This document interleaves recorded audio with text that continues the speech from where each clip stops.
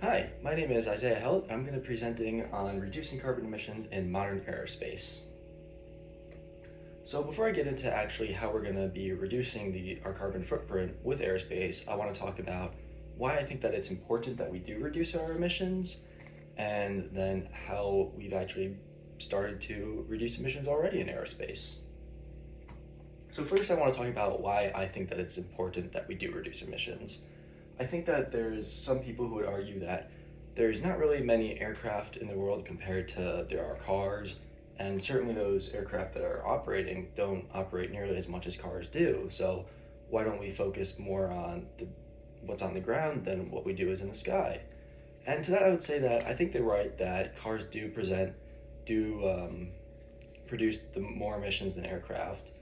Since according to a 2008 study from Science Direct, it was actually shown that only 1% of ground-based emissions come from aircraft.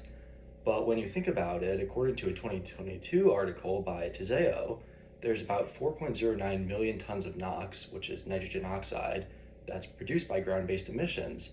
So 1% of that is still 40.9 million kilograms of NOx, which I don't think is something that we can discount. I don't think that we can forget the impact that airplanes have on emissions. So it's really important that we do our best to reduce those emissions.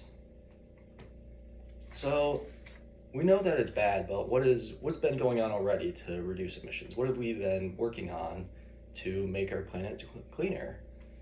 So for one, we've already seen improvements. According to the Federal Aviation Administration, we've seen improved aerodynamic design and improved engine design that actually makes engines much more efficient. So they're using less fuel, they're putting less pollutants into the air, and not only that, but we're using more propellants that are safer for the environment. So that way, even if we are using more, it's still going to be better for the environment long term. So you can see this chart by Airbus actually. They kind of have an overall goal to have net zero carbon emissions. And according to them, we're about halfway there, but they still have a lot of work to do. And I think that's what I'm going to talk about next. So I think that the future of aviation comes from electrified propulsion. We need to find a way to use electricity to power aircraft, because if we don't do that, it's going to be hard, really hard, if not impossible, to transition to a net carbon zero future. So let's talk about that. Before I get into actual electrified propulsion, the electrified aircraft, I want to talk about an analogy from the automobile industry.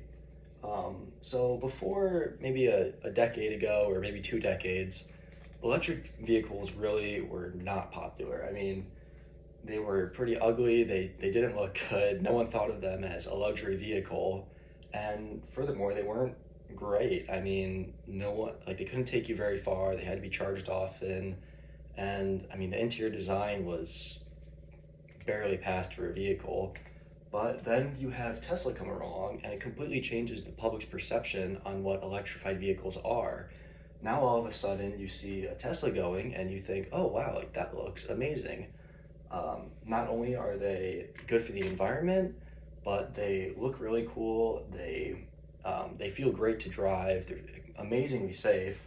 Have won all types of awards, and I think that's the same kind of perception that we need to change for aerospace. We need to switch over from, oh wow, like these engines, these turbofans are really cool and really efficient and they work really well, and we need to give that same attitude towards electric propulsion, because without that mindset from the public that electric propulsion is something important, something we should push for, it's not going to happen. No aircraft manufacturer is going to change without any public reason for it, or without any federal administrative changes that are pushing for electrified propulsion. So we know that we need to move towards electrified propulsion in the future for sustainability, but where are we at right now with electric propulsion? On the right here, we have Joby Aviation actually, who's producing a all-electric helicopters that transitions into a rotor plane, and they're planning on using it for an air taxi service. According to them, Joby is a faster, cleaner, and smarter way to carry people throughout their lives. And you can see how it uses all these different propeller blades. So not only is it electrified, but because it's electrified, they can use all those different propellers, and it actually makes the aircraft much quieter than it would be as opposed to like a helicopter. So it's also friendly for the environments that it's flying around. And not only Joby is working on this, but another example comes from NASA. That's the X-57 Maxwell on the left.